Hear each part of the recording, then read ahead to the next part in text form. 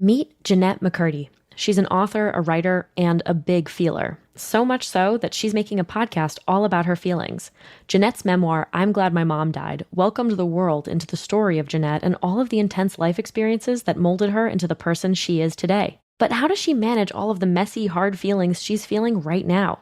In each episode of Hard Feelings, her new podcast with Lemonada Media, she'll tell you all about it.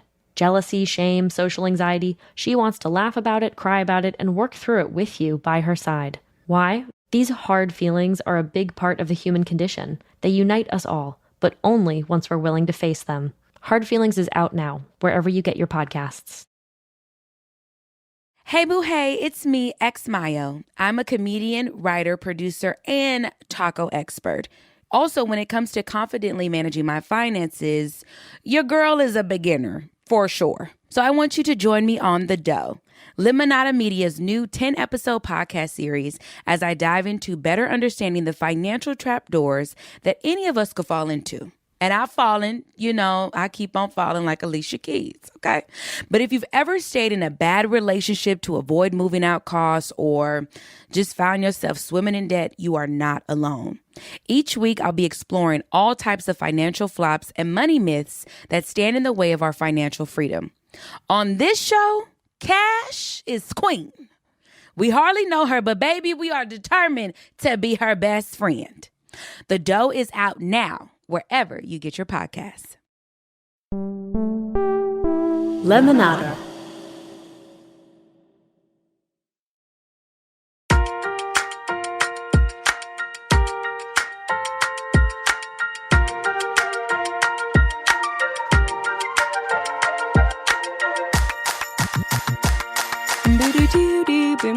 Okay, actually, can you just pretend that you're listening to a fully complete theme song here? I got really in my head, and I tried to make it perfect, and I couldn't. So this is going to be the theme song right here.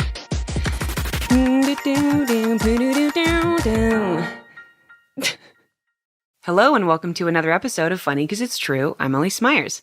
Today I'm joined by skateboarding pioneer, entrepreneur, and total badass Tony Hawk. Tony has been doing some of the biggest and toughest tricks in skateboarding since 1979, and now he's here with us today.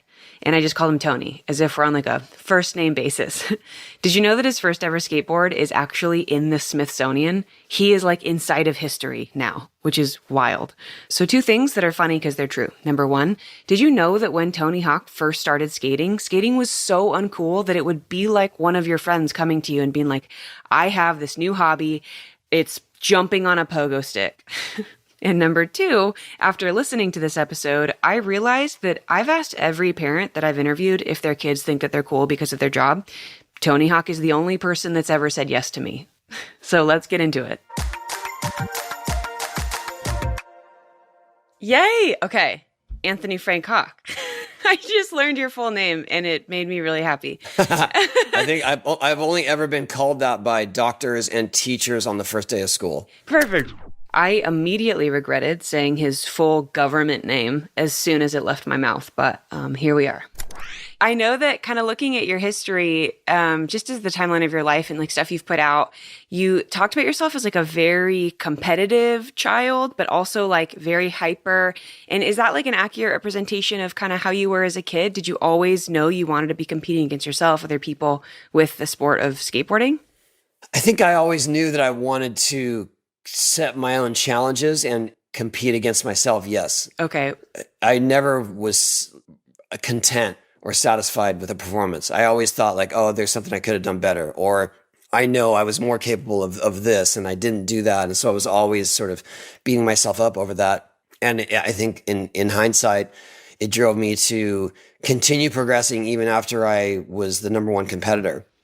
Did that come from your family? Like, was there anybody in your family that you got that from, or that kind of was started with you? I don't think so. I think, I was the youngest of 4, and my older brother is the closest to me in age, and he's 13 years older than me. So I kind of grew up like an only child, and maybe I was just trying to stand out or use my voice or something, because by the time I was born, my parents were much older and they were kind of over it. Did you find that you had a totally different childhood as your older siblings since you came so much later? Like, are your memories really different? Yeah, but I think only in that they were a little more, I don't want to say transient, but my dad was in the Navy, and so they had to move around a few times. Oh, wow. And so when they finally ended up in San Diego, that was their first time they felt like they had permanence. I'm really curious if the way in which your family moved around and then you got the kind of staying in one place, if that affected your like success with your skateboarding? I think it was more a case that I got very lucky that San Diego had one of the last remaining skate parks in the early 80s. Oh, wow. So to answer your question, yes, but more so because it was the home of a skate facility, and I was able to go there and hone my skills. And little did I know that as I dove in headfirst to skating, it was sort of dying as an industry and as a trend or a fad. But all I knew is that there's a skate park in my town, and I could go there every day after school, and that's all that mattered to me. I'm curious what the difference between that the skate culture in the 80s when you first got into it versus now, how different is it? Which is funny because you've kind of created a lot of the difference, but like, how is it different when you started? Well, for one, it wasn't cool. Okay. If you were labeled as a skater, it was more like you were stuck you were a kid. It was more like, haven't you grown out of that yet? And also they were the outcasts. Like they were really the ones who were, kind of pushed aside, not considered. I would say if there was some sort of totem pole of cool, we were the furthest down, sort of under the nerds. Really? So if you chose to skate, then you had to have a lot of self-confidence because you had to push through all this naysaying and ridicule. But it did foster a very unique identity in that there was a whole culture to skating that included music, fashion, art, and an attitude that was like, we're not going with the grain. We're not falling into mainstream categories. We live outside of that. Do you think that you found a lot of confidence when you started skating, or you were so confident that you got into skating because of your confidence? No, I found it through skating. Really? I definitely developed it through my skate career. Yeah. I guess I never considered how much of a culture comes with skating, because when I think of skating, I think of you. And so when you first started, did you have a you that you looked up to? There were definitely a few key skaters, which is funny because to me, they were so much older and they were so much more experienced and crazy. And they were maybe 4 to 5 years older than me. Wow. But they were the ones that were in the magazines. They're the ones that were doing the tricks. And I gravitated towards all of that. If I had a mentor, it would have been Stacy Peralta, because he was the first one that put me on a legitimate skate team that believed in my skills enough, even though my tricks and my style were largely ridiculed and not fully developed. But he put me on one of the most prominent teams. And then if I had the other inspiration I had at the time was a skater named Eddie Alguera, because he was the one that was doing tricks and no one was focusing on tricks at the time. Everything was about style and air and grace. And I didn't have those things. I was too scrawny. I was too weak. So when I saw Eddie Alguera doing these tricks, I said, I want to learn those tricks because I know I can at least figure out some of them. I can't figure out how to do these big aerial things. The idea of like 12-year-old Tony Hawk going out and like hanging out with people older than him, like learning these tricks. It's honestly so cool that like you had a mentor that did these tricks that weren't cool at the time, and it kind of instilled this like fire in you to learn how to do that. And then you go on to create tricks like 900. Okay, before you get too impressed with my skate knowledge, this was 100% information given to me ahead of time, so I sounded cool in front of Tony Hawk. And it turns out I didn't even say it right. It's supposed to be the 900 or a 900, not just 900. So that's good. And these great, just aerial, like acrobatic flips. Like, how does one even begin to make something like that? Like, where does that inspiration come from besides, your role models? It was always different. I think that when I finally started to get strength and experience and confidence in my skating, then suddenly I was doing these tricks at bigger heights. And that all happened very suddenly. I would say that happened around age 16 or so when I started to get taller, stronger. And then it was like, oh, now I have this aerial time. I can do a lot more with these tricks in terms of pushing them, doing different variations of them. I think that through those years, it was more, how do I combine existing tricks? Right. So it was like, for instance, I had created a trick called a backside varial, which is you take your board and you spin it a 180 under your feet stay in the same place, and you spin the board 180. I cannot even imagine being brave enough to try anything like that. It takes so much courage to be like, I'm going to probably hurt myself and fail the first few times. Well, I think that the aspect of fearlessness is not really what it was. It was more that I wasn't afraid to get hurt, because I did get hurt early on. Right. And that was sort of a turning point where I just went right back to it. And plenty of my friends got hurt doing skating or whatever else, and they quit. That was the end of that activity because they didn't want to go through it again. I really didn't mind. Like, it wasn't that I loved it. It was just more that I will push through this pain and this healing process because I love doing this too much. I mean, that still goes today, and maybe to a fault from my perspective. Do you see that, not, I guess, fearlessness, but that dedication to just like going for it manifest itself in other areas of your life? Oh, yeah. I think it's opened me up to being much more adventurous and not being afraid to fail at other things. Because that'll keep you from trying so much in life, is the idea that, I might fail at that. Well, you got to fail at it to get good at it. Right. You got it over and over and over. And I'm okay with that. Okay, we have to take a quick break, but when we come back, Tony tells us about his acting career.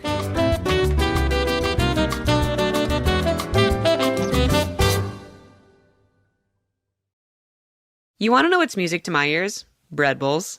And that brings me to our beloved sponsor, Panera. Whenever I'm not sure what I'm going to do for dinner, but I know I want something nourishing that I'll really enjoy, I pick up Panera on the way home. Plus, with Panera's new Crunch Time feature, Panera will send you a reminder at whatever time you want to order your favorite preset dinner with one easy swipe.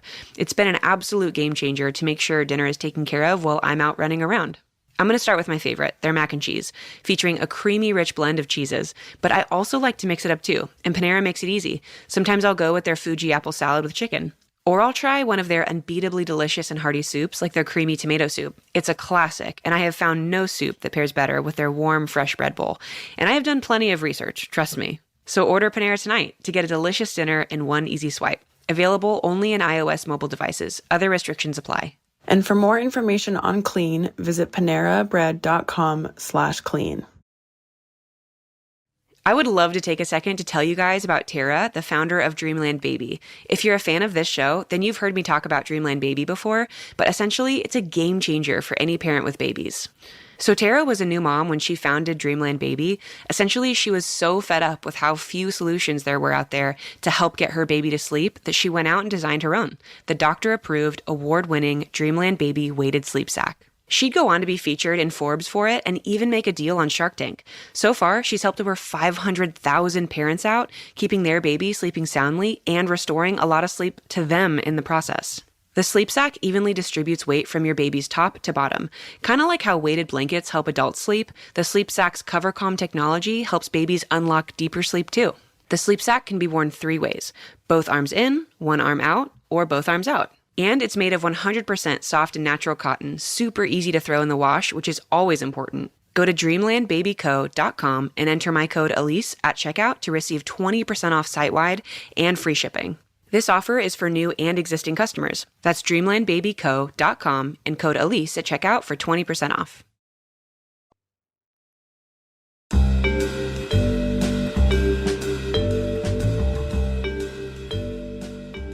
When you go into your skating, a session, whether it's now or when you were making tricks, like when you were younger, like, and you're still making tricks now all the time, like I'm sure, do you go into this like flow state? Are you like hyper fixated? Like what does your brain kind of do when you are in that flow of skating, I guess? It's different when I'm in the learning process. If I'm just skating for fun, that's more of the flow state where I feel like, oh, this move can lead to this move, and this will keep up my speed, and everything works the way that I hope it would. But when I'm in a mode of trying to learn something new, that's a different state of mind. Yeah. I usually approach it with the attitude that I have all the pieces to this puzzle. I've done every part of it in some form. If I can just put it all together, it will work. And I never considered that it won't work. I think that, it's more like stubbornness or obsession than anything. Yeah. Because when I'm trying something, I've always imagined that I can do it and I will be able to do it. And sometimes I pay the price for that, for having that, overconfidence. You've said a few times obsession, of like the obsession of skating. So the way I love things and I'm creative and I have hobbies, I don't ever just have a hobby. It's like I am obsessed with it. It is my whole life to the detriment of everything else around me. Did you ever have a season of your life where you felt either embarrassed for how much you loved skating, or that you wanted to like learn how to like it less? Or have you always been confident in your level of like obsession with this incredible sport? Not so much embarrassed, I would say, but more frustrated. I understand this so deeply. This is the perfect word for it. Like in the early 90s, I had just experienced of almost, I would say, like 5 to 10 years of success in skating, where I was doing well. I was making a living at it.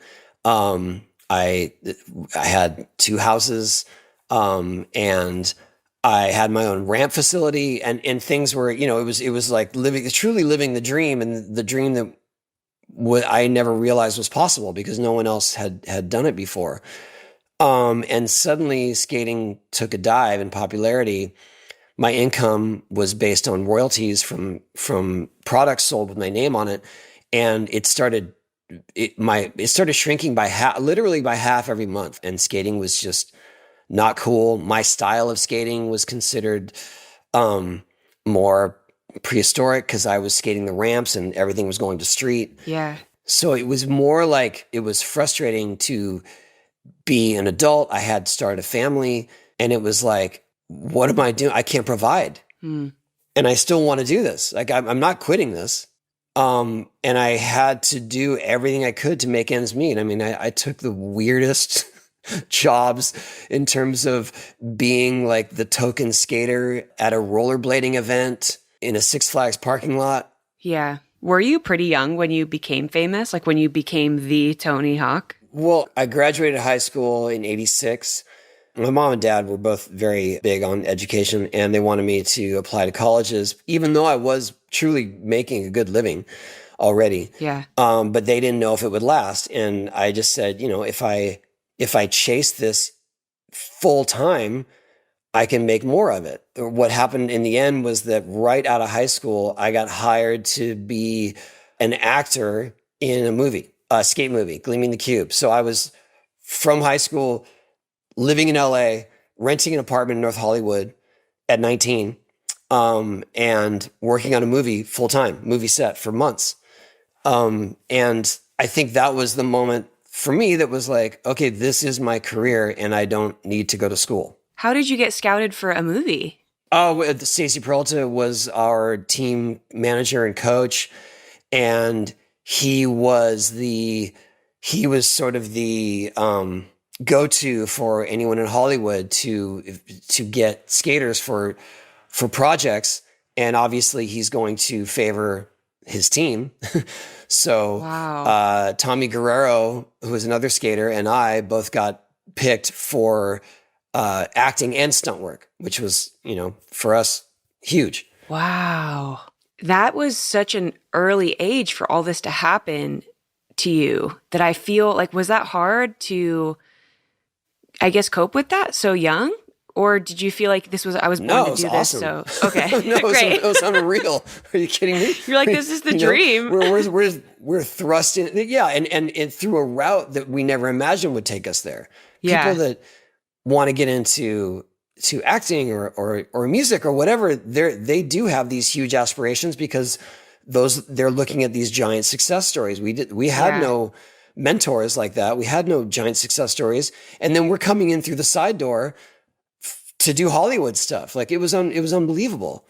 And then after that, we were on tour for 2 to 3 months at a time, skating for thousands of people every single day in different cities, different countries. You know, it was very whirlwind, but you definitely get a false sense of security and longevity when you're that young, and it just keeps coming at you. And then I'm sure that when that kind of crisis hit for you in your 20s, when you saw the royalties kind of dip, you probably were like, I did not consider this a possibility. Not at all. Not at all. No. And my dad, I was lucky that my dad was proactive in trying to get me to save my money. He actually co-signed a mortgage for me because I was 17. Whoa. And then when I turned 18, it was mine, but it was all, I mean, I paid for it, obviously. And then when I found myself with 2 mortgages and a child on the way, and at that moment in time, I was unable to pay my water bill. That's when things got real. Okay, wait. So you were in like a normal high school making like good money. Yeah. Were your friends just like, what is happening? Skating was still more underground. So even though I was making money and traveling, say, to the East Coast on the weekends to go to a skate event and sign autographs, I would come back to school and be a ghost. I mean, I would like really. No one was like, no one thought you were cool. At some point, they knew that like a pro skater went to their school, but no one could have picked me out of a lineup.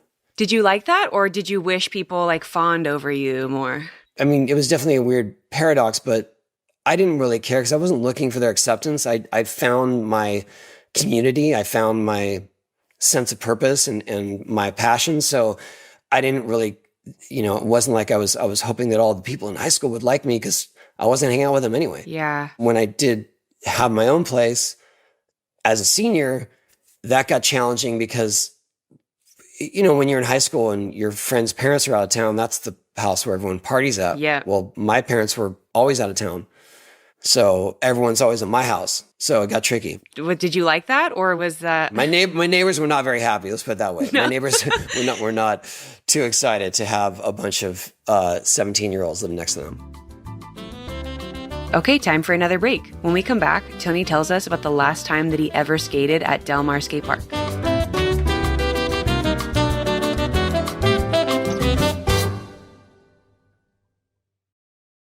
I do a lot of writing for this show, and I always try to be really careful about my spelling, my grammar, and just the overall quality of my writing, but it's hard when I'm moving so quickly to check everything. That's why every single day I'm super thankful for Grammarly. They've helped me come off so much more confident in my writing, and also I just feel more confident sending emails, like all of the emails. Grammarly does more than just fix grammar and typos. With Grammarly Premium, it takes your writing to the next level. To me, Grammarly is like having my own personal writing consultant right there with me, letting me know when I'm maybe being a little indirect or less concise than I could be. It's those little checks with their software that make all the difference for me, helping me strike the perfect tone and actually getting things done.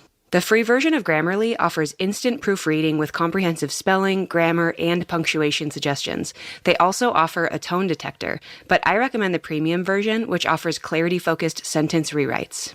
You'll be amazed at what you can do with Grammarly. Go to Grammarly.com/podcast to download for free today. That's GRAMMARLY.com/podcast. Say goodbye to those old antacid brands and say hello to Wonderbelly Antacid. If you're like me and get heartburn from basically everything, you're going to love Wonderbelly. I know that for me, heartburn and indigestion can really affect how I'm feeling and even impact what I choose to eat, which is a huge bummer. I want hot sauce, you guys. I need hot sauce. Wonder Belly's chewable antacids instantly get rid of heartburn, acid indigestion, and a sour belly using the same active ingredients as many of the leading brands. Only Wonder Belly doesn't have talc, artificial dyes, artificial sweeteners, titanium dioxide, or GMOs. And they come in these super cute and colorful aluminum bottles. Wonder Belly antacids come in 4 delicious flavors: strawberry milkshake, lemon sorbet, watermelon mint, and fruity cereal. The strawberry milkshake one is my personal favorite. It's an antacid tablet that actually tastes like strawberries blended into vanilla ice cream topped with whipped cream. And it's dairy-free. And as if the flavors weren't enough, listen to Wonder Belly's tagline for this ad: "Let's kick acid." Obsessed. You can get Wonder Belly Antacid at Target or shop on Amazon with code 20ELYSEM to get 20% off. That's 20 ELYSEM, all one word, for 20% off on Amazon.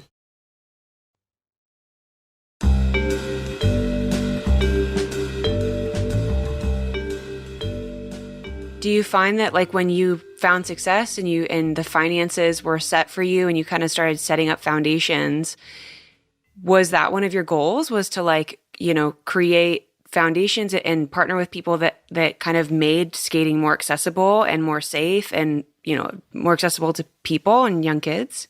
Yeah. When I found success later on in the late 90s, early 2000s through X Games success and video games, my first order of business in terms of giving back to the community was to start a foundation for public skate parks, because like I told you, I got very lucky that I lived near one of the last parks that was open at the time.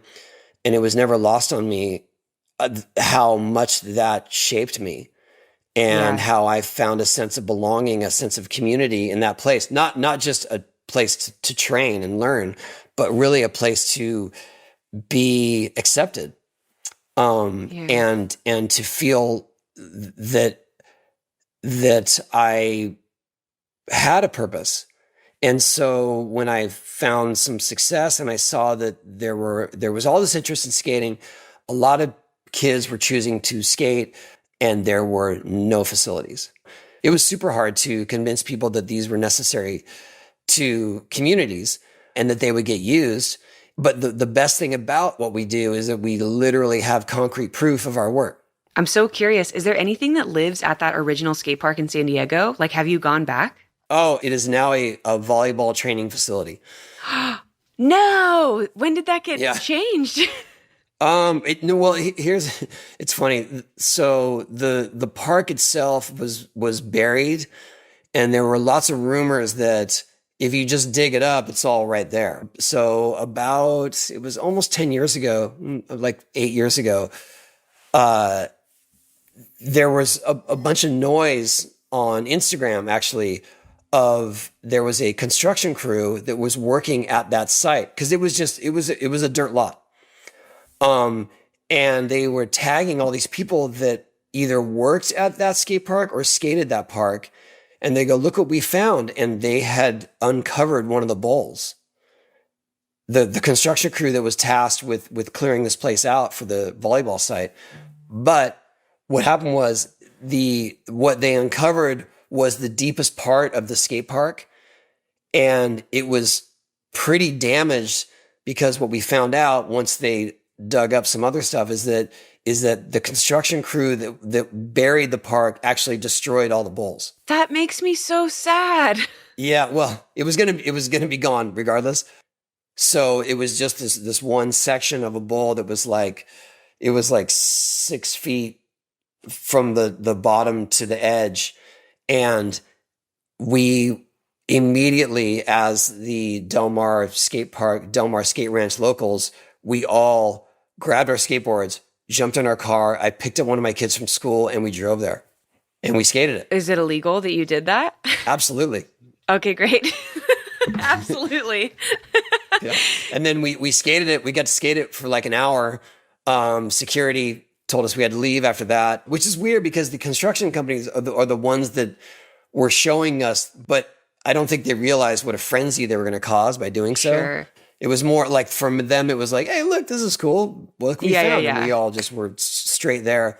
And then the next day, they hired a security guard to just stand in front of the fence. And so we got to skate Del Mar one last time, and now it's the Wave volleyball facility.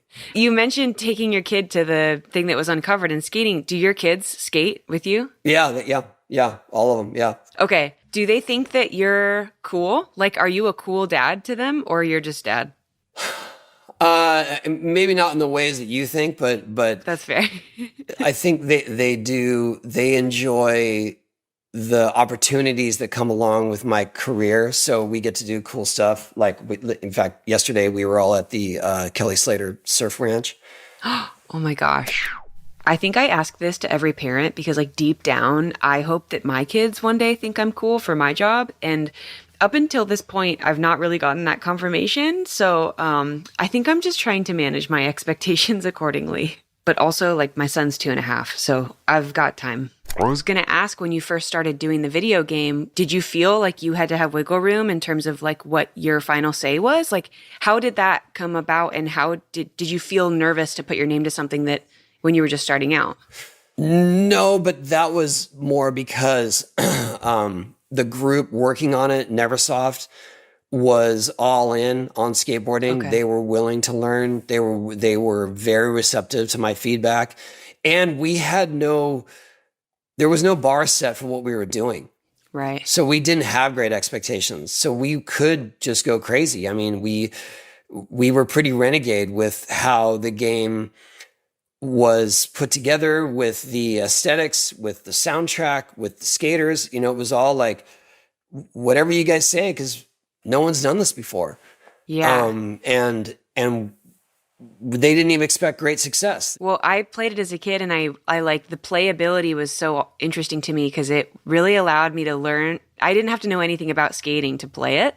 And so I always appreciated that. Yeah, well, thank you. I mean, that was sort of an unexpected bonus to the whole thing, is that it brought people in who didn't skate, maybe never wanted to skate, but enjoyed playing it. And that created a fan base for skating that I feel like is still solid.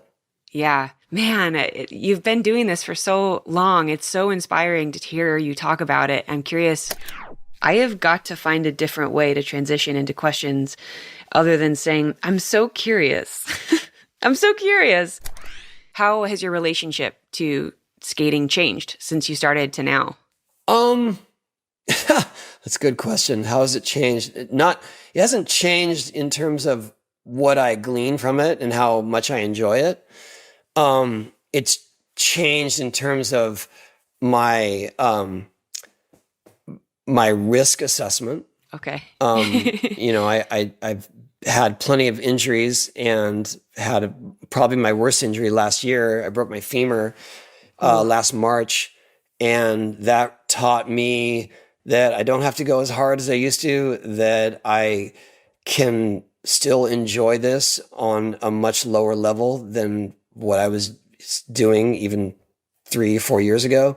Yeah. And that I can do it casually and still enjoy it just as much. I think that's my relationship. And also just that it's one of the greatest things to share, especially with my kids, with new generation of skaters. I mean, the idea that I'm still here and considered relevant, and that I can still get in the mix with the top modern skaters is crazy. I mean, I was in the X Games last week, in the best trick event, and the tricks that I was doing, they're not moving the needle in terms of progression, but they're good enough, and people were really, I mean, I was blown away with the amount of response that I got from being there, and the love that I received. And it could have easily just been, oh, like, that poor old guy just can't give it up. I'm glad that that's not the response, though. And it wasn't. And of course I worry about that too, but it just taught me that I don't need to do this on the crazy level that I once did to be able to enjoy it and to be able to still be doing it in public. So do you think that over time you've kind of found a balance of it not obsessing as much, just enjoying? Yeah. And I think that I've definitely breaking my leg accelerated that. Yeah, definitely. that realization. Yeah. Tony, this has been so informative. I feel like I want to learn how to skate now. I shouldn't because I'm 33 weeks pregnant, so I won't, but I'll do it after the baby comes. Like, you are so inspiring. Thank you so much for being here. This is so cool. Yeah, thanks for having me. All right, that's it for my conversation with Tony Hawk. If you like listening to this show, make sure you give us a little rating and a review. It helps more people find us. Thank you. See you next week. Funny 'Cause It's True is a Lemonada Media and Powder Keg production. The show is produced by Claire Jones and Zoe Dennis. Our senior producer is Jamila Zara-Williams, and our associate producer is Oha Lopez. Rachel Neal is our senior director of new content, and our VP of weekly production is Steve Nelson. Executive producers are Stephanie Whittles-Wax, Jessica Cordova-Kramer, Paul Feig, Laura Fisher, Kesla Childers, and me, Elyse Myers. This show is mixed by Johnny Vince Evans, additional help from Noah Smith and Ivan Krayev. Our theme song music was written by me and scored by Xander Singh. Follow Funny 'Cause It's True wherever you get your podcasts, or listen ad-free on Amazon Music with your Prime membership. There's more Funny 'Cause It's True with Lemonada Premium. Get access to all of Lemonada's premium content, including My 5 Questions with Punky Johnson, which came out last week. Subscribe now in Apple Podcasts.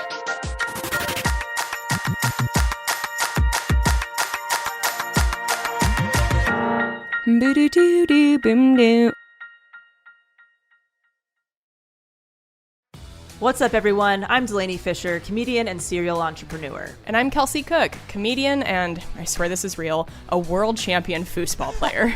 On our podcast, Self-Helpless, we dig into everything from heartbreak to career burnout to the wild stories from our 20s and the many anxieties we've experienced along the way. We're often joined by guests who range from celebrities to renowned health experts. And together, we'll unpack big topics like deciding whether or not we want kids, building your dream career, strengthening self-trust, and much, much more. So join us every Monday for an unfiltered, entertaining, and honest conversation with friends where you don't even have to leave your house.